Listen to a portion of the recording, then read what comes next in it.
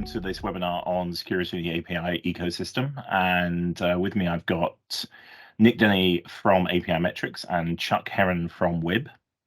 And the goal was to talk about some of the practical things that get missed in API security. There's a lot of talk about API security that historically always seems to me to focus on the concept of the hacker sitting away in secret trying to hack their way into APIs. And yet, if you look at the problems that APIs get into, it's often the API doing exactly what it was designed to do. And it's just that the people who own the API missed it. And it's something that's very, we focus on a lot in our runtime monitoring at APImetrics. But I know Chuck has a lot of opinions on this because it's very much what Web has realized is a challenge. And I think it'd be interesting to sort of to kick things off with Chuck on just some of your things people miss and what the challenges you see are with the approach to security of APIs as it is now. Yeah, great question. Thank you. I think you're exactly right. There are a lot of things out there that can manifest themselves as breaches or issues or incidents, and certainly become data loss events and other things.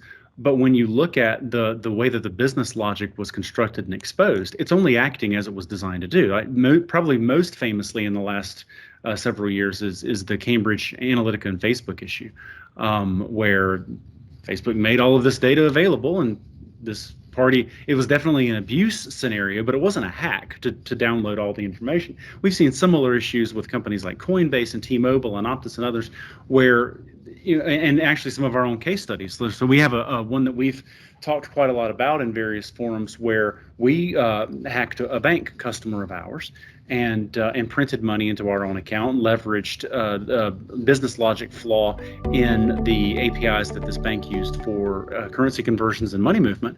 But when you think about the hack, it was valid username, valid password, valid token. We made requests to the backend API that responded in the way in which they were designed, and we're stealing money. So when you look at the firewall logs and you're thinking of the OWASP top 10 as the list of things that can go badly on this interface, you're missing the actual business logic exposures to the outside that the WAFs and API gateways, they see the request, they see the responses, and you get the thumbs up 200 OK message, meaning, yeah, this looks good. But in reality, the logic itself is being abused. And I think the blind spot there that the defenders are missing and they haven't yet caught up with is that as you change the architecture of your applications and you change the attack surface, the types of attacks that you're vulnerable to now are different, and the defenses that you've been using may not be up to the task. And so like WAFs and API gateways, for example, were never designed to understand the business logic that these APIs are exposing to the outside world.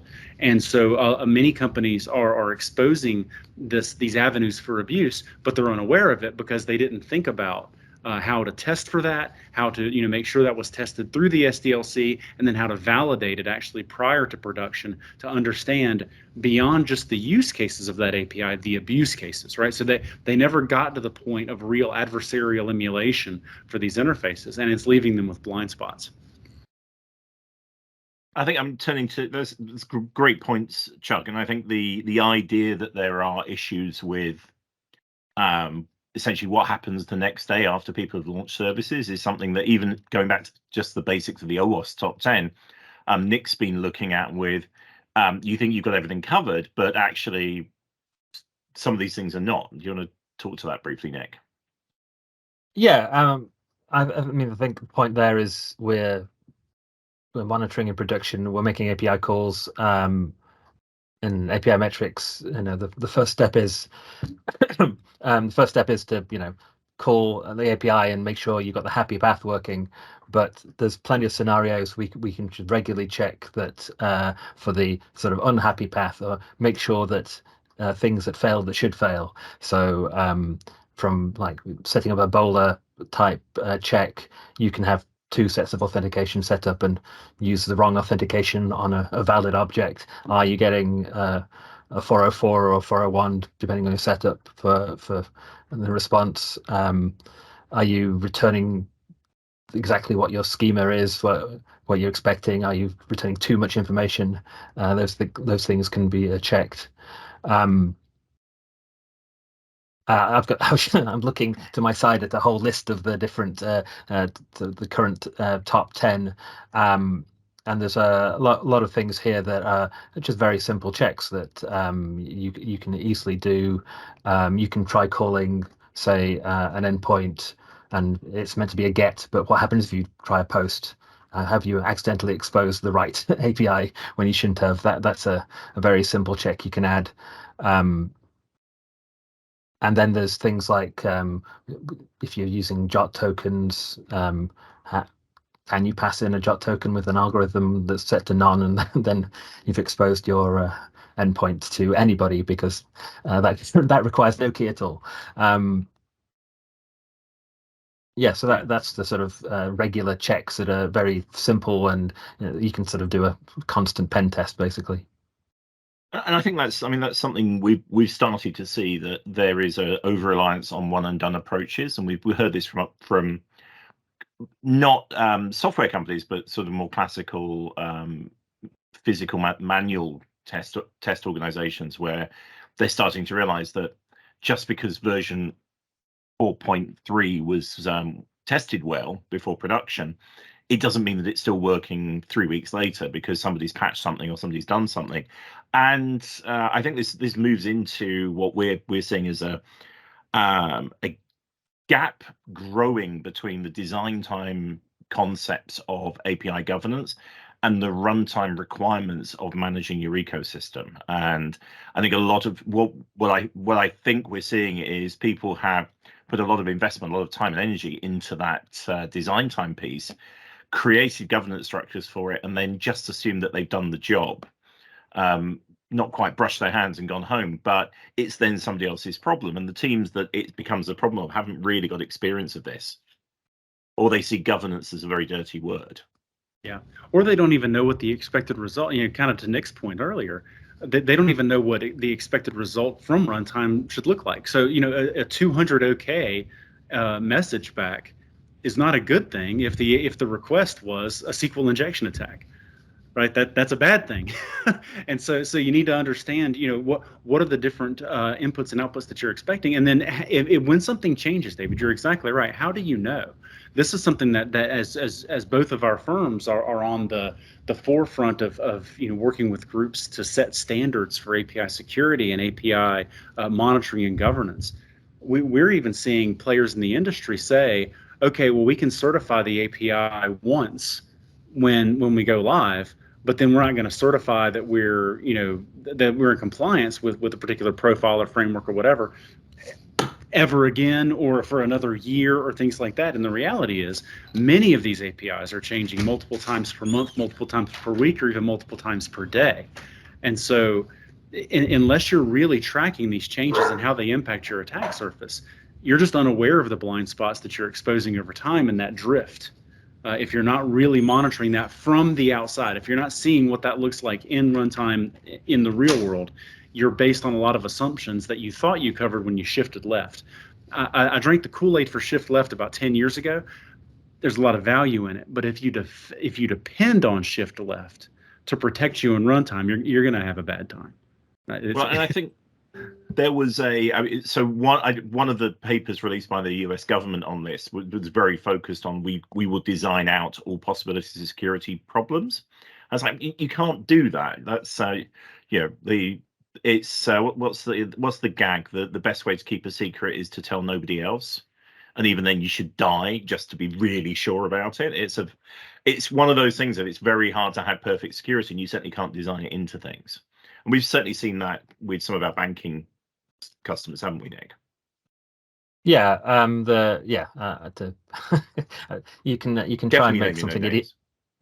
You can definitely make something idiot proof, but there's always a bigger idiot, right? So if you're setting up APIs in the bank, you have to remember this isn't just.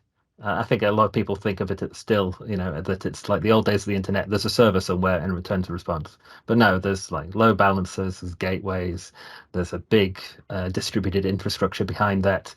And your client is seeing sort of one endpoint, but misconfigurations are a lot more bigger issue here. That it's not. Yeah, the code could be perfectly reasonable, but if you've put a typo in your YAML, suddenly some traffic goes to the wrong place or doesn't end up in the right place, or your API does not respond. You've broken your API without that's not a code problem. This is a configuration problem. It's in the end, there's humans involved somewhere, and we are infallible. No, we're not fallible. We are fallible.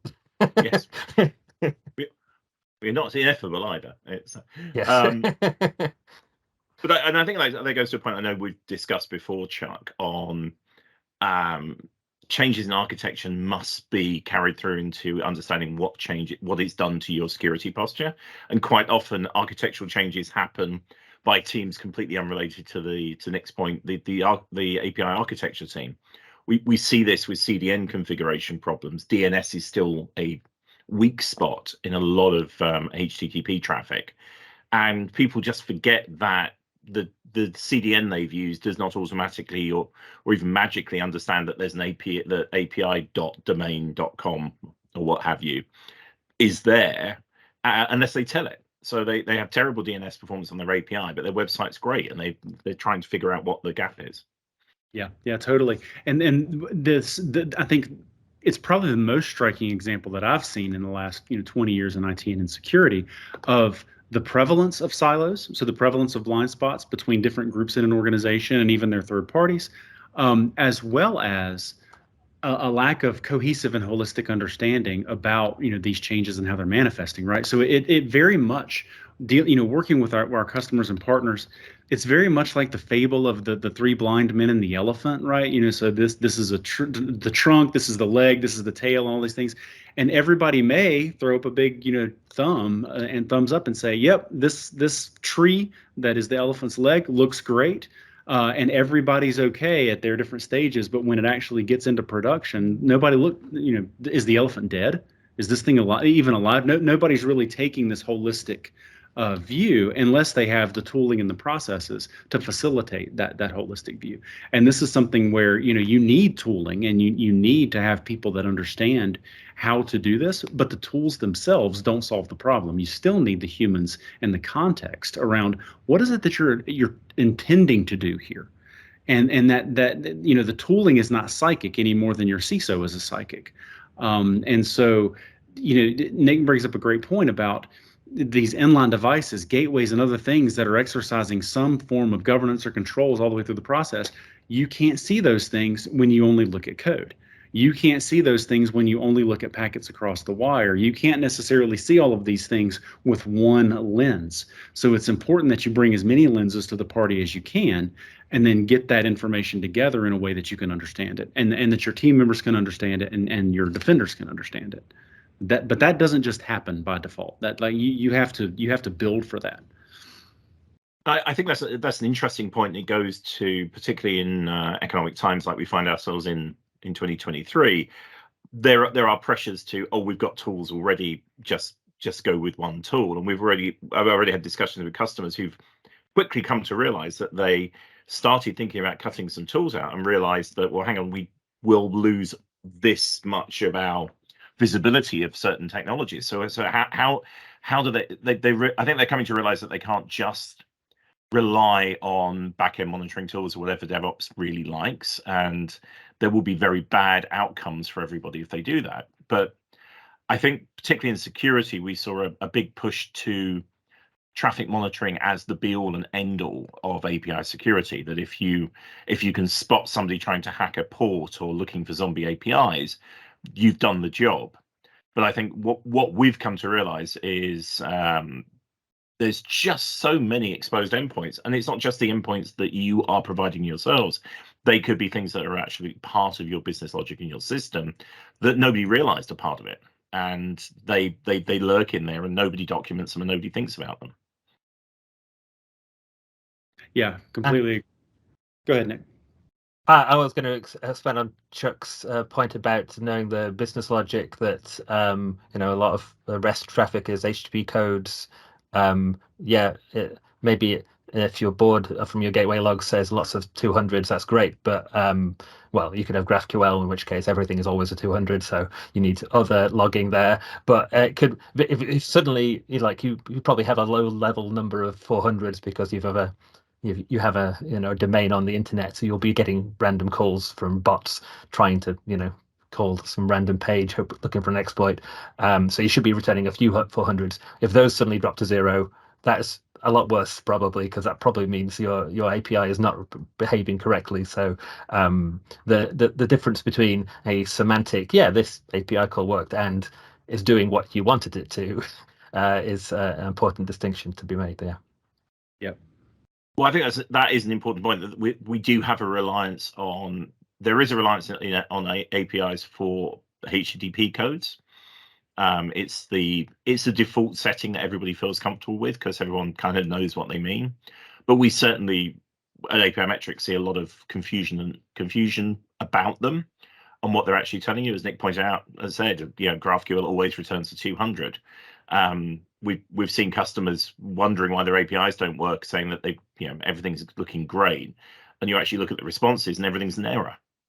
But they haven't actually sat down and looked at what came back from the API. And I think we've certainly seen that in our customers setting things up, and even quite large organizations. I know it's in my top 5 things you should always do with open banking APIs, but having somebody who didn't build your API actually try and set it up from scratch for the first time from your documentation and just verify that it works. And it's amazing how many times you find that you may have left a step out, or provided something that's actually inaccurate. And it's the other side of security, is you can be too secure in that the API can never be called externally. So I think that going to the business logic things, we've definitely seen that with some quite large organizations. I think that comes back to people need to check back to in production, end-to-end, runtime. And I think it's a bigger issue around security as part of governance, and the idea that governance is a dirty word for a lot of people. And I think it needs to be part of a continuing process. It should be. I'm starting to think it should be governance first and governance always, and everything else should flow from that. And it isn't just about one tool or one approach or one and done. It needs to be part of an ongoing analysis of your solution. Yeah. I think, if folks have heartburn over the dirty word of governance, for example, maybe just rephrase it in terms of doing things on purpose. That's what we're talking about. Expose these interfaces, expose these services on purpose, understand the attack surface that you're exposing, and then monitor to see, are things going the way that you expect them to go? And if you don't have this validation governance step, how do you know? Like literally, I don't mean that as a provocative or open-ended question. Like, seriously, how do you know? If you aren't monitoring your inventory of APIs, if you're not actually reviewing the source code that where these APIs are published or expressed, as well as hitting these in test environments and lower environments, reference implementations and things, and monitoring in production, how do you know? How do you know that your systems are operating the way that you expect them to, that the data is protected in the ways that you expect them to? That's all governance is. The problem today is that many of the processes and the tooling, David, to your earlier point about we've already got tools, that's entirely true. Like, nobody that we talk to doesn't have any security stack. The problem is the security stack was built generally for the architecture that they used to run, not the architecture that they're running now. And if you haven't adjusted your defenses to account for the differences when you start breaking up monolithic apps and going microservices, or however your journey into cloud native and API first is going, then you've got defenses, but you're fighting the last war. You don't have the right defenses.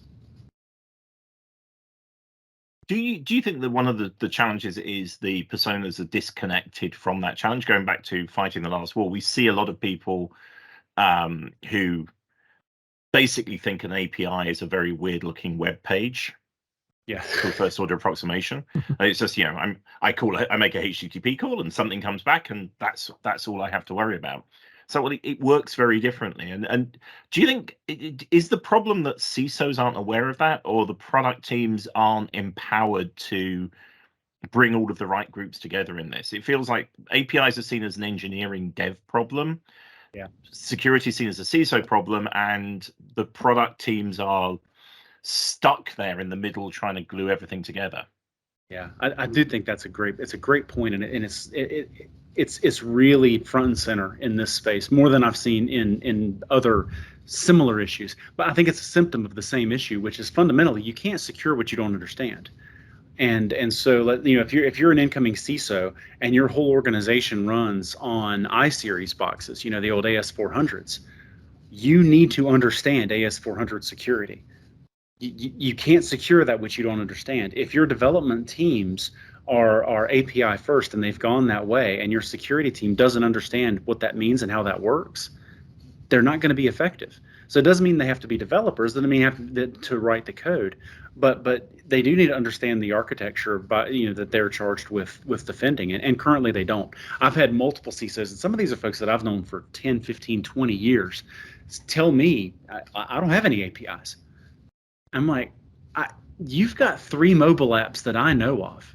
I promise you that you do. I don't know all of them yet, but you can go to Chrome and go to developer tools and look, and okay, here are the APIs that I see off of your homepage that your web page is interacting with. Like, you definitely have these interfaces as part of your attack surface. But if they're not aware that they are, and they're not trained and understand sort of how these work and how they're different, then we see a lot of assumptions. Not only do we have blind spots, but we also see a lot of assumptions, erroneous assumptions, with things like, well, we have a WAF, WAFs speak HTTP, REST APIs speak HTTP, so I'm probably good, right? And the answer to that, of course, is no. If you're, in the API security space, it's no. But that's not intuitively obvious to a defender that doesn't really understand why it's different. So it's easy for them to come to the wrong conclusions based on that lack of understanding as well. Nick, any thoughts on that one? Because I know we've seen that problem as well, quite painfully a lot of times. Yeah, I was thinking about auth service. Like, if your authentication service is not working the way you expect it, then you can't. Your APIs are working, but the auth isn't, or that is an issue where just because one part of the system is working doesn't mean the rest is. And this goes back to my configuration issue. Like, if you accidentally send out your staging server to production, it probably doesn't have the same auth. It might allow you just to not pass in the tokens and pass in the secret IDs, and they'll just work. And that's a sort of thing that you need to check that you're not exposed to, and the understanding of and monitoring changes is, I guess, is the conclusion there, isn't it? That you need to know if something's changed. If I'm worrying about security, I think changes are the scariest thing, right? Yeah. Well, David, you mentioned something earlier that I wanted to double click on as well, and that is, when we talk about the siloed view, traffic, monitoring of production traffic being sort of the end all be all of API security. When you really start deconstructing that and just apply some logic to it, what that can tell you is what APIs are being used, what endpoints are being used, what's live, what are you aware of over the interface that you're monitoring, that kind of thing. But it's a little bit akin to standing outside of a kitchen at a restaurant, monitoring the food that goes by and the plates that come back, and being asked, okay, tell me everything that's in the freezer. I can't tell you everything that's in the freezer just looking at traffic. I can't tell you everything that the restaurant has bought. I can tell you what people have ordered. I can tell you what the kitchen has delivered for that point in time.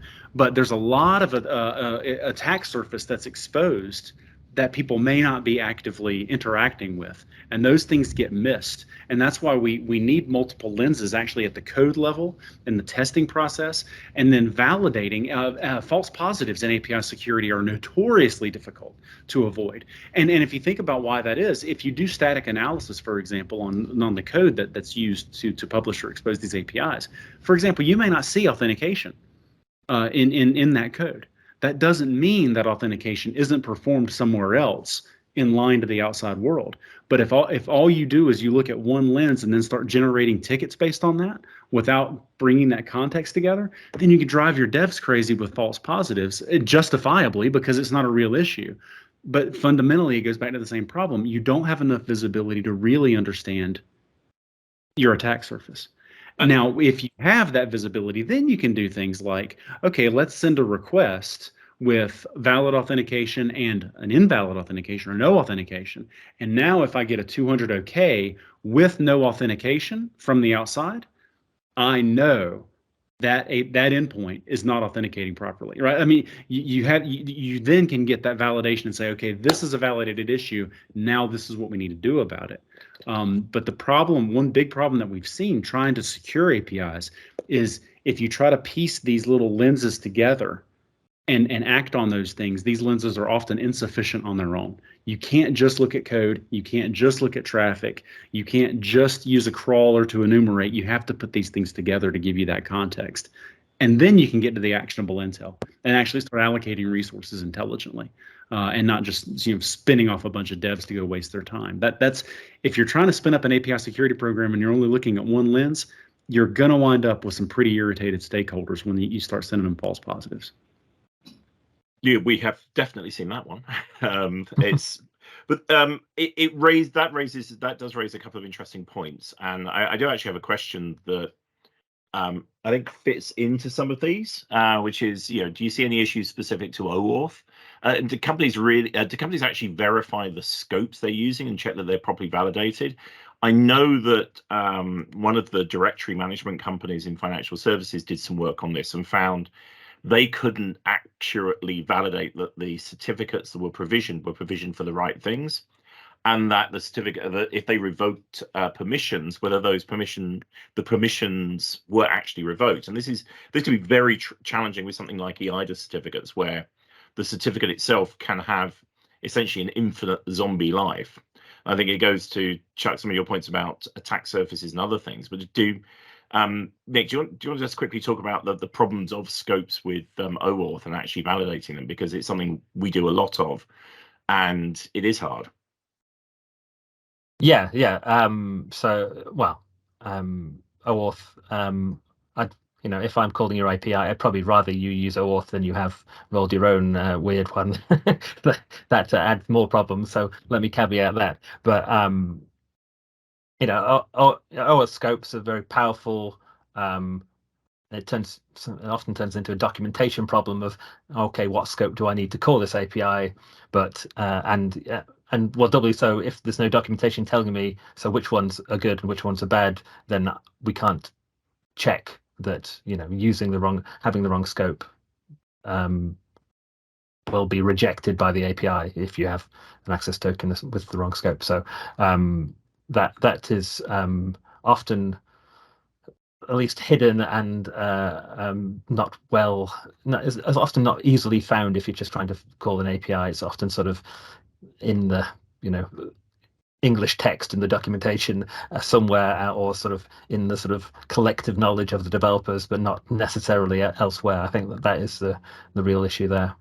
And I think, just to echo on that, one of the problems that we do see is the specifications themselves do not sit nicely with security. There is not really a valid security definition within OpenAPI specifications. You can have the OpenID Connect standard, but it's not always implemented or even referenced. In fact, I'd go as far as to say it's hardly ever referenced or implemented for a lot of providers. And it's not having a standard language we can use for actually checking those positions does seem to be a problem, Chuck, I would thought. Yeah, I agree. It winds up with, if everybody did everything the same way, then we may have people that are vulnerable, broadly to the same issue across a ton of companies. But the alternate version of that, the other side of that coin, is that everybody's a unique snowflake.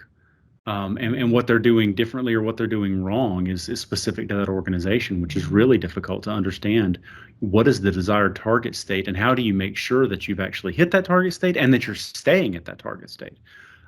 Your point about the documentation being a really critical part of understanding what the APIs are designed to do. unfortunately, we still see a lot of human issue where devs will very readily, in a lot of cases, take an API that was designed, or something that was designed for internal use, and then they'll just remove pieces of documentation and expose the whole thing to the outside world, and basically manufacture blind spots that if you then give that, abbreviated or abridged documentation to a security tester, and that's all they base it on, they're going to miss the things that are available. Just because it's not documented doesn't mean it's not open to the outside. And so we've actually seen a number of flawed internal processes that are doing most things correctly, or most things mostly correctly, and then wind up manufacturing a blind spot to the outside world based on, just pull that section of code out. We don't want people doing that. But they didn't actually, section of the documentation out. But they didn't actually change the code. They didn't actually change the contract. They didn't make this stuff unavailable. They just made it undocumented. And that leads to a bad time down the line for your own testing, for pen testing, and then the first time you find out about it is some zealous attacker or penetrator. It's these things come together and have outsized impacts to the end result that a lot of defenders just don't see today. It's a shame. And when we were chatting a little while ago, you mentioned that one of the challenges of some of the new AI products out there is they're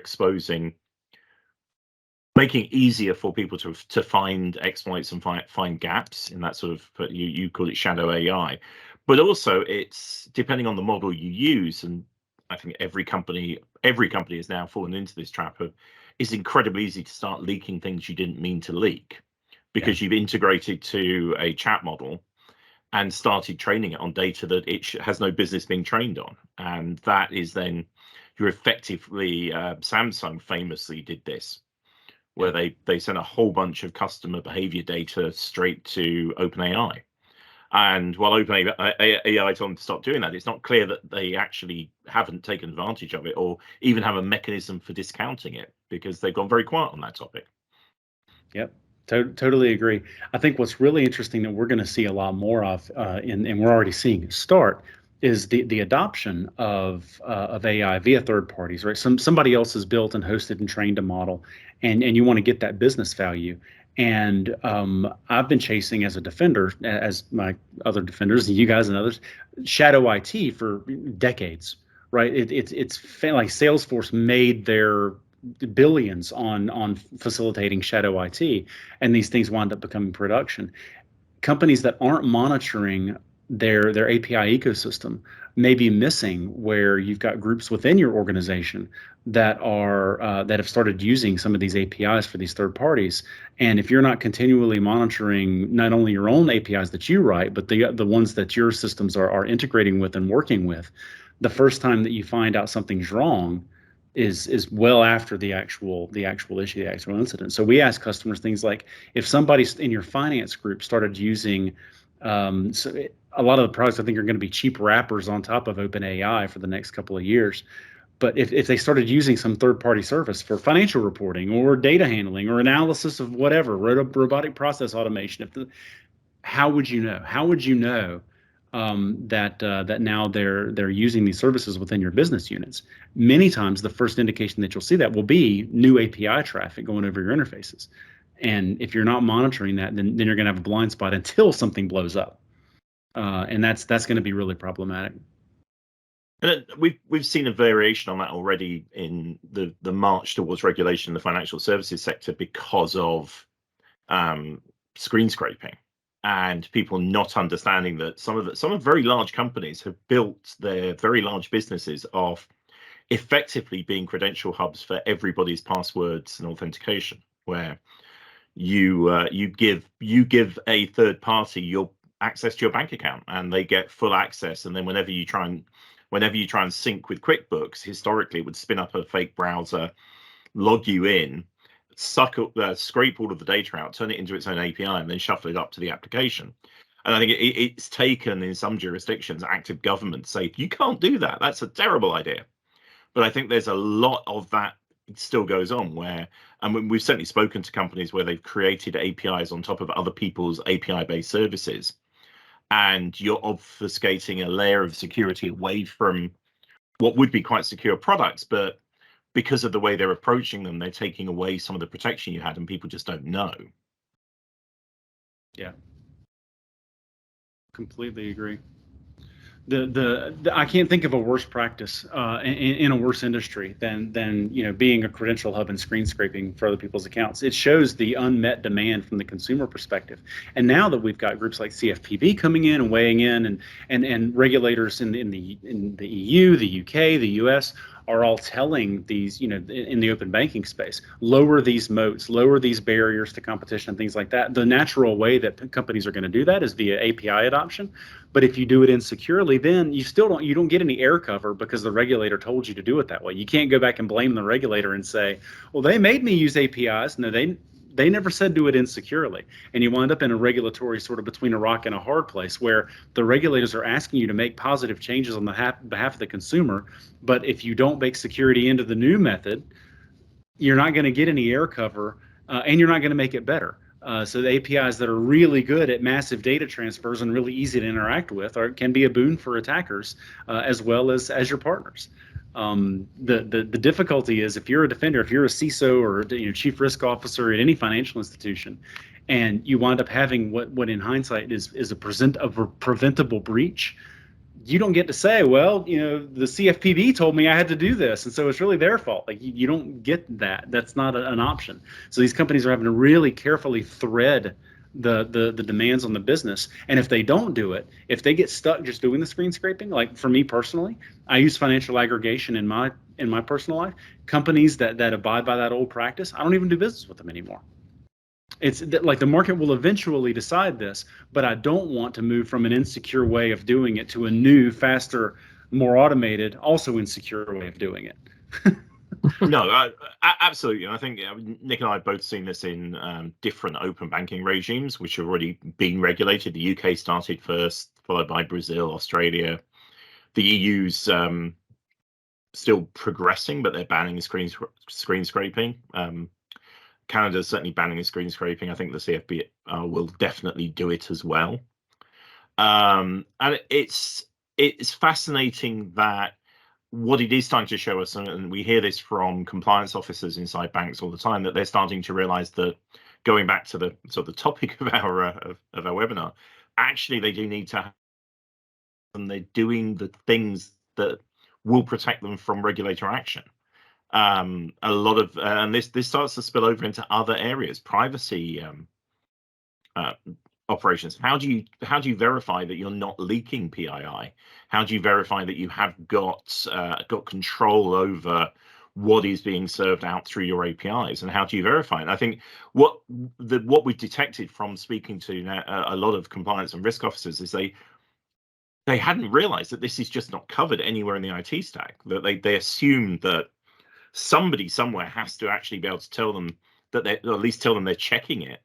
And I think it comes as a nasty shock to the security officers that they have not, they've just not been on top of it. And then, certainly, Nick, I know you've been on calls with people who just assumed that was somebody else's job and realized the horror when they realized that it's not. Yeah, or maybe I can speak from a sort of put my developer hat on.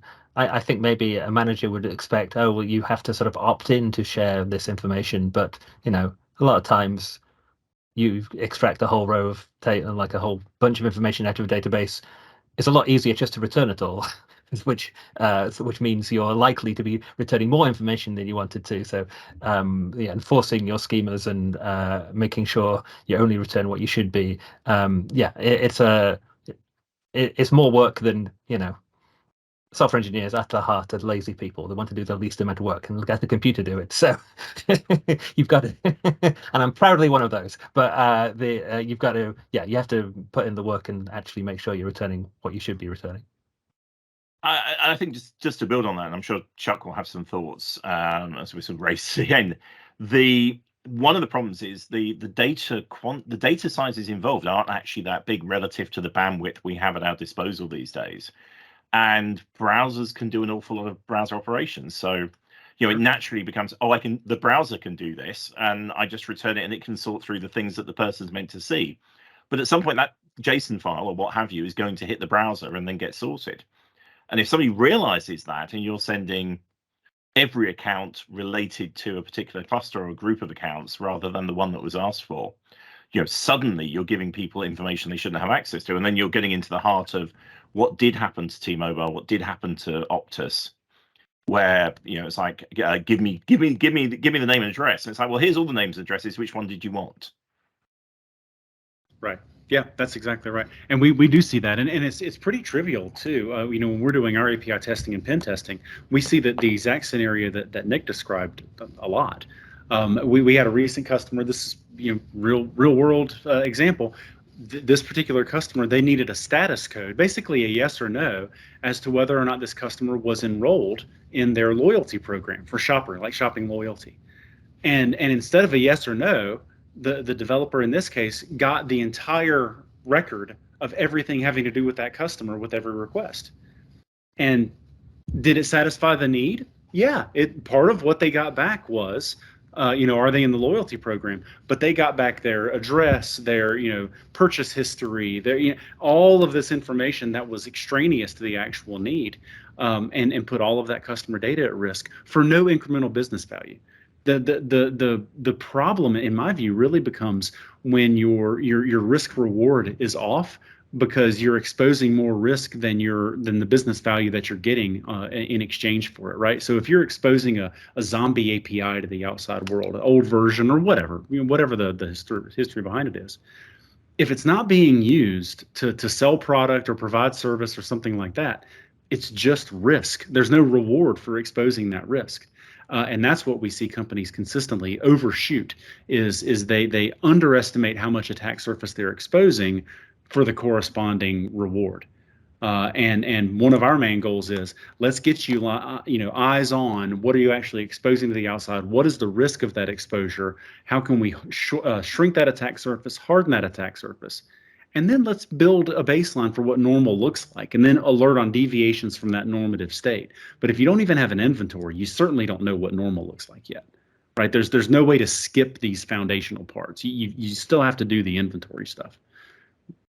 No, absolutely, and it's very painful to see people don't actually know what services they use, what they've got, what's going in and out. It's often does come. We've seen this. It comes as a surprise to them.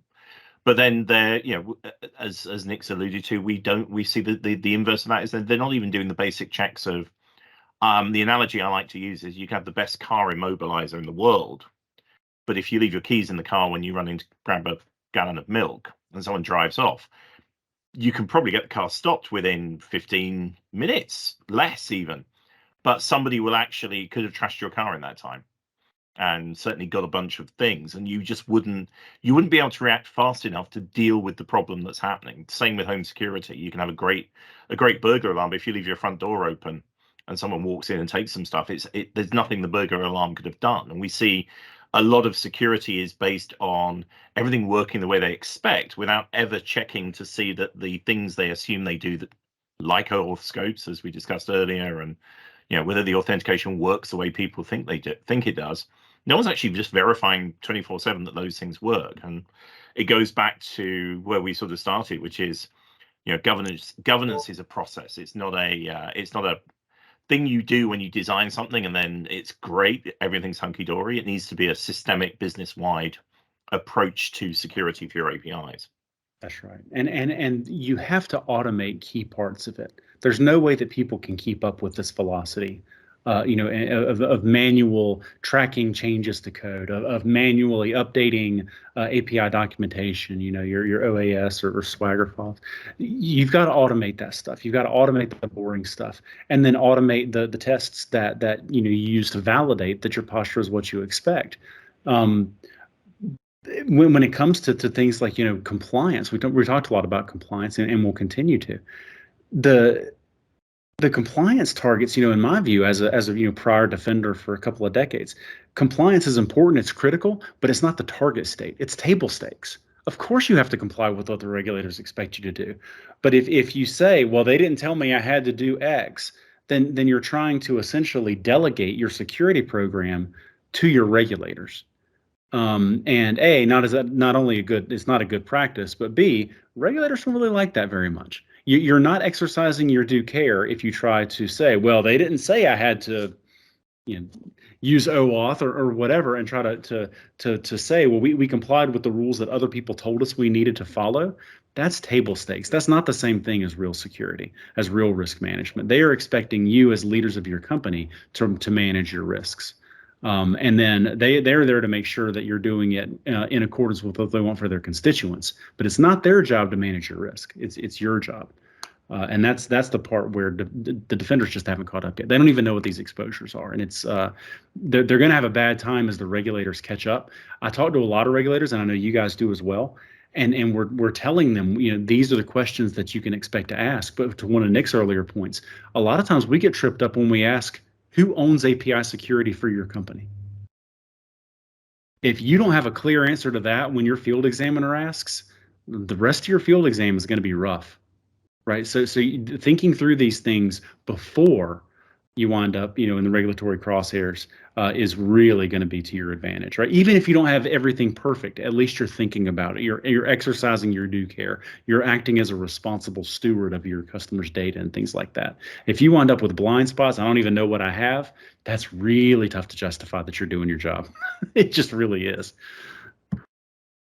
Well, yeah, and to that point, we're certainly seeing that with regulators. They're coming out from the other direction of how do we actually prove that people are compliant to what we're telling them to be compliant to? And I think that's going to lead to an evolution in the way regulators approach IT compliance as well, or system compliance, because there's a lot of self-reporting in a lot of industries, and people can't mark their own work. This is not a thing where you can, give yourself an A+ and smile.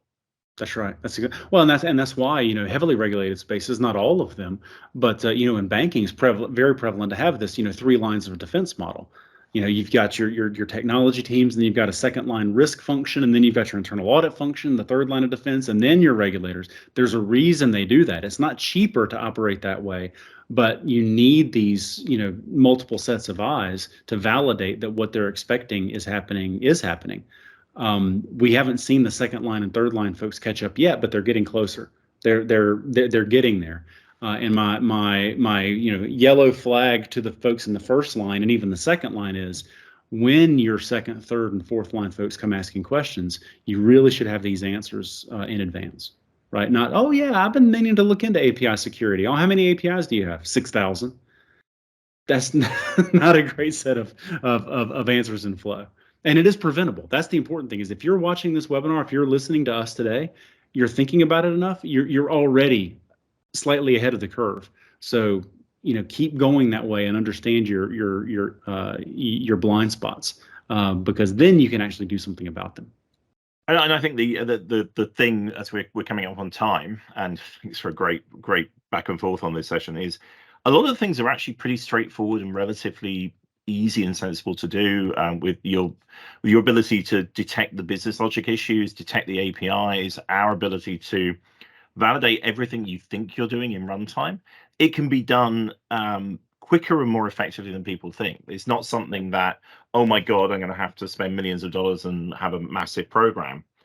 It's something that, for a first order approximation, you could be up and running literally in a few days on a lot of these things and start to build up to. You don't have to plan and deploy something that will work. I'm sure there are consulting companies that would do that for you.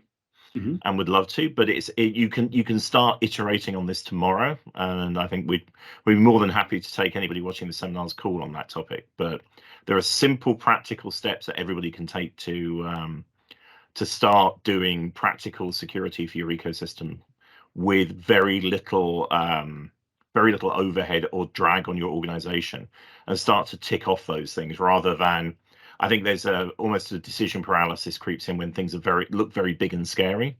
But actually, the good thing is you can break these down into manageable pieces that can be deployed. Yeah. Well, I completely agree. And if I can echo that one last thing, the other thing that we're seeing is the drivers for API adoption aren't going anywhere anytime soon, right? We are still seeing the tailwinds and we will for a while, of why companies are going API first, why they're adopting the microservice-based architectures and the APIs that these services use. So it's not only is it manageable and solvable, but it's never going to be easier to fix than it is right now. It's kind of like going to the gym. I don't feel like going to the gym today. Okay, well, why don't you just go when you're younger and healthier? It's only going to get harder, right? So taking the steps to start understanding your inventory, start understanding your attack surface. You don't have to do it all at once, but these problems are solvable. Like, the tooling and the processes exist, but they're not solved by the technology stack that you put in place 5 years ago. It wasn't designed for this attack surface. So it's solvable, but you have to act intentionally to solve the problems. But you're exactly right. It's not that overwhelming. It's just a matter of getting the lenses in the right places and then getting the context to understand what to do about it. Nick, do you have a final word to end up on that topic? I mean, you've both said it so well.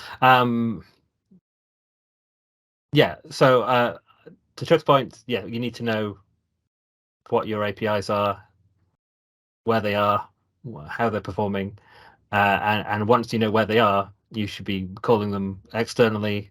You should be checking for not just the happy path, but negative scenarios, checking for lack of authentication, broken authentication. TLS, lack of TLS is a good check to have, and combine it to get that holistic view of you need to look at the you can't just look at one small piece. You have to look at the system as a whole. Well, thank you, gentlemen. That was a great conversation. We'll get this up as for people who are watching. We'll get this up and out onto YouTube with probably some snippets, because I think there's some real gold in here for people. So thank you very much for taking part in this, Chuck. I think it's a challenge for everybody that just cannot be ignored. And I think there's still a lot of work to be done. There isn't a one-size-fits-all solution to API security, and I think that's the key thing I take away from this, that we have to approach it from different angles, break it down, and just start dealing with the issues.